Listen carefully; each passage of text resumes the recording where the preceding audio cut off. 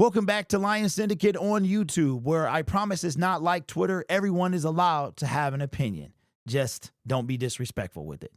So the Detroit Lions decided to bring back an old face, somebody that was part of the team last season and 2 seasons ago as well, came from the XFL at the time. He is now back on our team via the practice squad, coming from Aaron Wilson. Now, it has not been made official yet.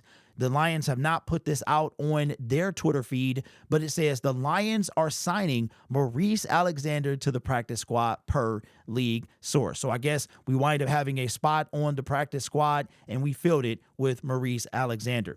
Just a little side note, Tyrell has been claimed by the Miami Dolphins, so that is the end of that. Lions had no chance at him. Anybody who is waived at this point in the season has zero chance to get to the Detroit Lions unless they have a contract that somebody doesn't want to take on. But Maurice Alexander we talked about it before, came from back in the day. It was the XFL, I believe he played a part in, came to the NFL, spent pretty much 2 seasons with the Detroit Lions, had a kickoff return in the previous, not 2024, but the 2023 preseason, and was not able to make the cut when it came to the 90 to 53-man roster at the end of August. But I will say, if we brought back Maurice Alexander, what does that mean for Darius Fountain, who just actually tweeted, shout out to him the other day, after the Lions win against the Houston Texans, said that this team was different. And it's kind of sad that he's not going to be a part of it, but, you know, that's the life of an NFL player. But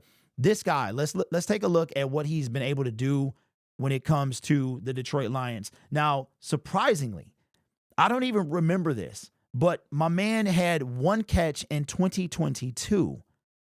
He played 4 games. What did he do returning, though? I could have sworn he returned last year. He did something last year, but that was in the preseason. He has not really made any impact on the 53-man roster. I don't even know if I feel like he was elevated once or twice last year, but I guess not. Man. So he really didn't do anything when it came to regular season games, but we are very familiar with Maurice. We know what he can do. This is probably a punt return thing, I'm thinking, because as you can see, you know what? That might be what this is.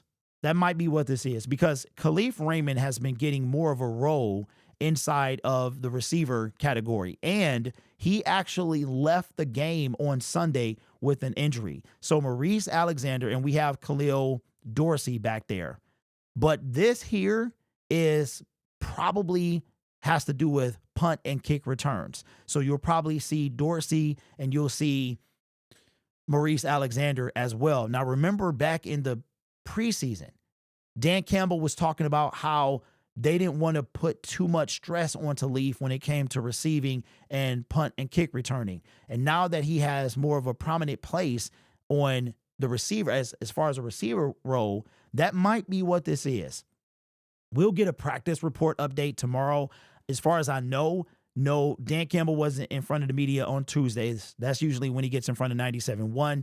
On Monday, I didn't hear anybody mention anything about Khalif. It was very difficult for me to hear the reporters. Sometimes I hear them better when I'm wearing headphones. So I didn't hear anything asked about Khalif Raymond, but I could be wrong. But I think that that's what this move is for. This move is he'll probably be elevated, and if Khalif is dealing with something, then this will give him a chance to heal. So those are my thoughts. But Maurice Alexander, and this is why if you are in the NFL and you don't make a 53-man roster or a practice squad, and you're not going to go, there's no XFL or anything like that, UFL happening right now, you got to stay in shape. You pretty much have to stay in shape like you're playing. You'll see those Instagram videos, Facebook videos where the players, I mean, we just saw one, Xavier Howard is out there practicing, right? Even though it's week 11, like we literally start week 11 tomorrow, and these guys are trying to stay in shape because they could get the call at any minute. I mean, I was watching Calais Campbell yesterday, and I was like, listen, bro, I might owe you an apology. You know what I mean? He's like the ultimate dinosaur, but he is still doing his thing out there. 6'8", batting stuff, sacking quarterbacks. It's crazy. So these players got to stay in shape, man. But Maurice Alexander back as a Detroit Lion right now on the practice squad. Expect some elevations to come for him heading into the next couple of weeks, because I really think that this is primarily because Khalif might be dealing with something, but I think you've been noticing Khalif is getting more work at receiver. And I think that's you don't want to put too much stress on Khalif Raymond. So let me know what you think. Welcome back, Maurice. Good to have you back, my man. We saw what you can do in the preseason, so we're looking forward to see what you can do this year. Isn't it crazy? Could you imagine being on the street right now, which is, for lack of a better term, what it was? Maurice Alexander was unemployed on the street, not literally on the street. You know what I mean? Like coming off the street. It's just a term that we use, coming off the street. And you have a chance to be part of a team. Now, we got a lot of season to go, and Bruce Irvin was on the practice squad and waved and stuff like that, and had the Lions made it to the Super Bowl last year, he wouldn't have been a part of that. But could you imagine you're sitting on the couch and you get a call to be part of a team to go on a run that everyone expects to make it to the Super Bowl? Like, my hope for Maurice is that he's there. I feel super bad covering the practice squad. That's one thing about, like, before we didn't cover the practice squad, but covering the practice squad, you really start to feel for these guys on a human level, because they come in, Dan says they're an extension of the roster, and I'm sure he views them like that, but the NFL does not. Not like that. You know what I mean? You get paid chump change, you have 3 elevations, and then Maurice could come in, ball out, and be on the sidelines during the playoffs, like not even in the league, man. So that's crazy. But let me know what you think down in the comments below. This channel is made possible by viewers, subscribers, and members just like you. Let me just say something real quick. I got on Twitter. It was called Twitter at the time. To me, it's always Twitter. I grew up anyway, I'm not gonna mess with that. There's a reason I don't call it X. But Twitter is a place, and I understand why a lot of you know. I got on it. I literally got on it to keep up with. That's where all the news comes from. Twitter is where all the news comes from, and it is a cesspool of just insanity. You cannot have an opinion. You cannot state an opinion. It's like a mob over there. If you have an opinion that differs from anything else, you're going to get attacked. For instance, I'll tell you exactly what it was.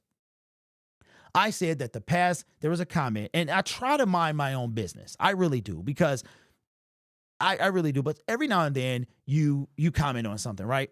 So I comment and I say that the Lions, somebody said something about the pass defense and blah, blah, blah. And I was like, that the pass defense is trash. Okay. So it's a word that I use, right? Trash. And I was talking about the fact that the pass defense going into week 10 was ranked 29th.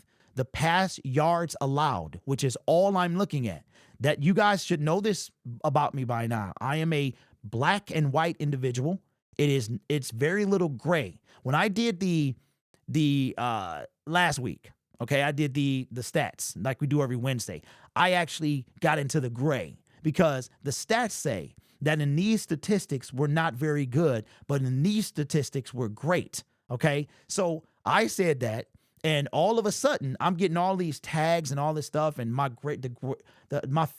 absolute favorite quote is, "I don't know football."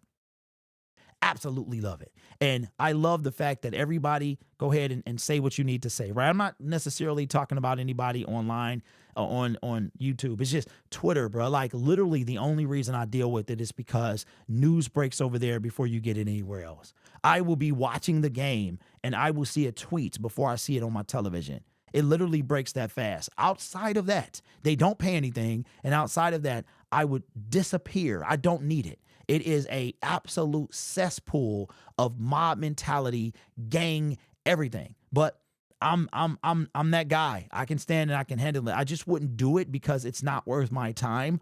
But apparently opinions are not allowed, right? So I love opinions. Everyone's allowed to have one. I'm not going to stop yours, okay? The only thing that I would say is be respectful in your opinion, right? Anyway, had to get that off my chest, man, because it's just, and I think, and I'm going to say this too.